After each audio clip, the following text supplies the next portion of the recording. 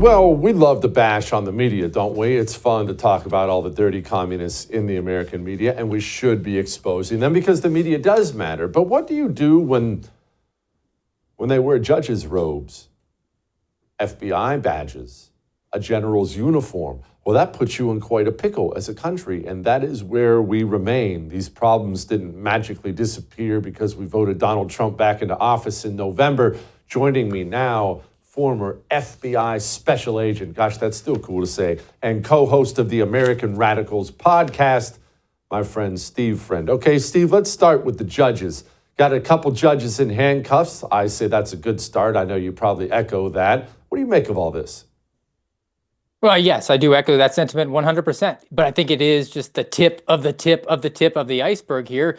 This is responsive. And I think, if anything, it shows that the FBI can be incredibly nimble in bringing prosecutions forward, bringing forward arrests. I mean, at this point in 2021, there were over 400 January 6 subjects in custody. The FBI went all in on getting them into custody, getting them into handcuffs, getting them into detention. And then they thought, we'll build the cases afterwards. And now we've been assured over the last couple of weeks and couple of months that some of these things take time. Well, now we have a proof of concept. We have evidence here that when in fact there is a demand from the people and there's pressure placed on the Pam Bondis of the world and the Kash Patels of the world, that they can react and they can put some of these vile, vicious Marxist communists into handcuffs. Yeah, see, that's the problem, Steve, is they don't seem to think arrests are coming. At least this John Sullivan doesn't. He's running for Congress. And he's not hiding from the evil things he did while employed at the FBI. As part of his fruity congressional video, he's bragging about it. Here he is. We're up against some serious threats right now.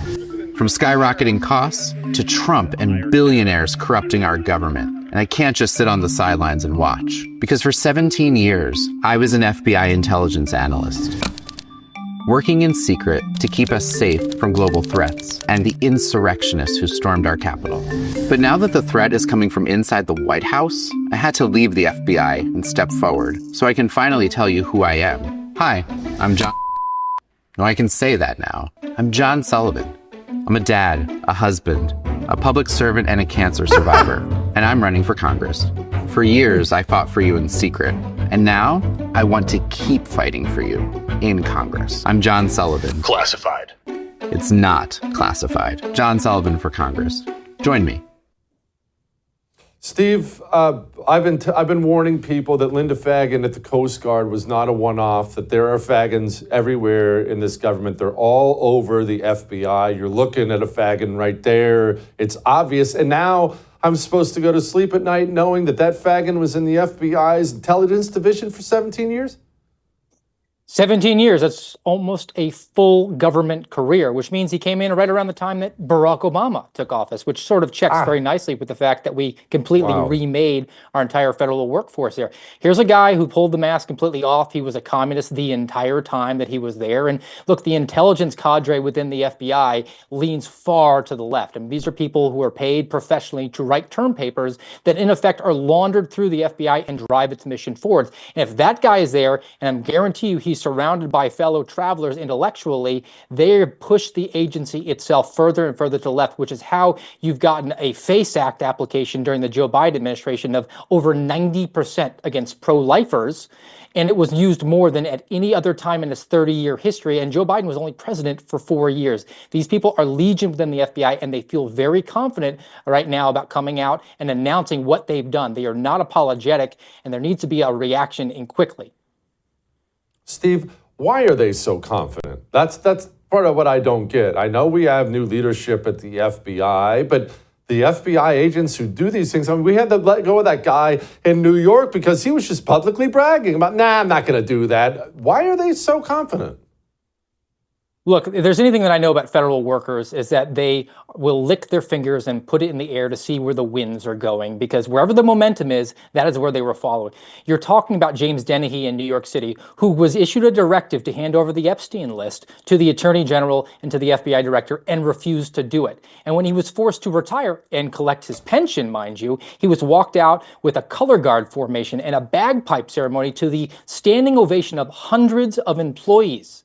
There is no fear here because I think the approach that's gone in is a mistake. look, we're going in and trying to win hearts and minds rather than using shock and awe. And you're a veteran, Jesse. Look, you know that speed, surprise, and violence of actions are your assets when it comes into a hostile takeover.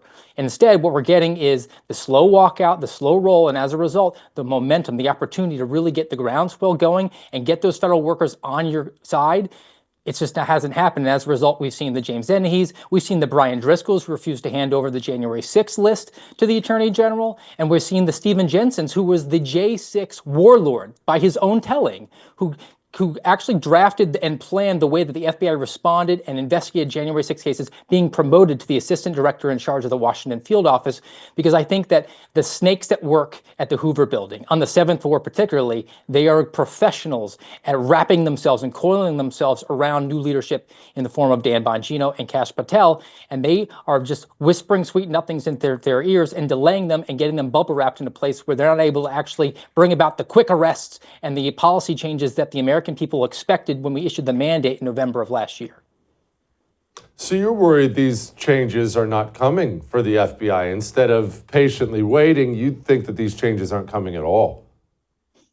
I am. I'm incredibly concerned because, look, I am a firm believer that if you're going to bring a lawful and proper prosecution forward, that does take time. But you can make a little bit of a down payment on that escrow. You can hand over a name or two off the Epstein list. You can open up the books on the Butler, Pennsylvania assassination attempt. You can actually bring forward policy changes that are within the purview of the director and the deputy director that they can make changes immediately. They could take away the FBI's quota system, which I've been railing about now for 2.5 years, but that's still in existence. You can actually use the Navy versus Egan Supreme Court decision, which was used to remove me and remove all of the FBI whistleblowers from duty because they suspended our security clearance. That was the workaround for whistleblower protection. They could have said what's good for the goose is good for the gander, embrace the fight that we're actually in, and use that very same tool to go after the Sullivans of the world, the communists who have infiltrated the FBI or federal law enforcement apparatus, and remove them from duty. And that just hasn't been done. Steve, Caroline Leavitt was asked about the Epstein list. Here was her answer. My question is about the Epstein files. Do you have any updates from the DOJ or the FBI on when those files are expected to be released, and also when we might start seeing some arrests of the client list? Sure. I can assure you that the Attorney General and her team at the Department of Justice are working on this diligently. For a specific timeline, I'd have to check in with them, and we can certainly do that for you, Rogan, in the effort of transparency. But I will tell you, the Attorney General is a bulldog. She is someone you want on your team, and when she wants to get something done, she gets it done. I've seen her do it in various instances already in her time as Attorney General, and when she makes a promise, she keeps it. Okay, Steve, that sounds good. It does sound good, but I think that they've sort of painted themselves into a corner here. Look, let's just be real about this. Knowing who was on that list would not change your life, would not change my life, would not change really anybody in your audience's life, I guess, unless Bill Gates happens to be part of your audience here.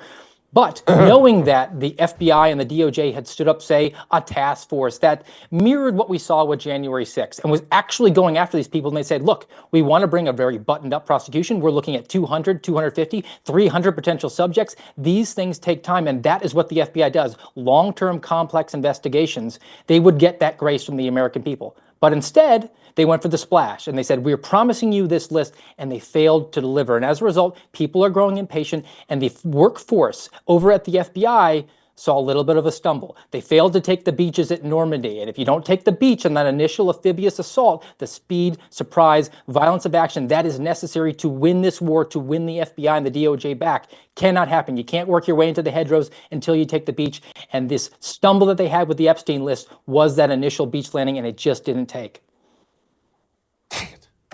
Steve, appreciate you as always, brother. Come back anytime. I would thank you for coming to my YouTube channel, but I know how brilliant it is, and I know you love it here. So subscribe and watch. We're going to start really ramping things up and putting some funny stuff, some interesting stuff out there, some collaborations. Either way, my YouTube channel is officially the place to be. So stick around.